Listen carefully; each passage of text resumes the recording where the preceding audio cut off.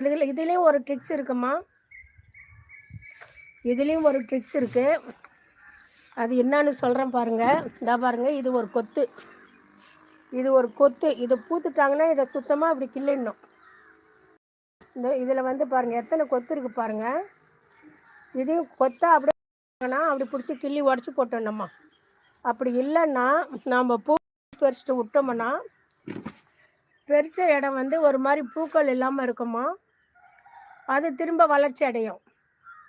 அது ஒரு மாதம் 25 நாள் எடுத்துக்கினா அப்புறம் அதில் காய் வைக்கும். அந்த காய் அது பெருசாக 10 நாள் 20 நாள் எடுத்துக்கும். அப்புறம் அது பழமாகவும் அடுத்த செடி உருவாகும். அதனால நமக்கு பலன் கொடுத்துட்டாங்களா பூக்கள். இந்த பாருங்க, பூக்கள் கொடுத்ததுக்கப்புறம் இப்படி தாம்மா இருக்கும் அதனோட இடம். இந்த பாருங்க, பூக்கள் பறிச்சதுக்கு இப்படி தான் இருப்பாங்க. இதை என்ன செய்யணும், இந்த பதத்தில் உடச்சிடணும்.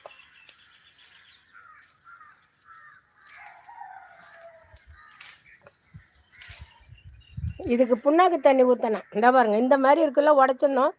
இதிலே காய் வச்சிட்டாங்கம்மா, ரவ காய் இருக்காங்க.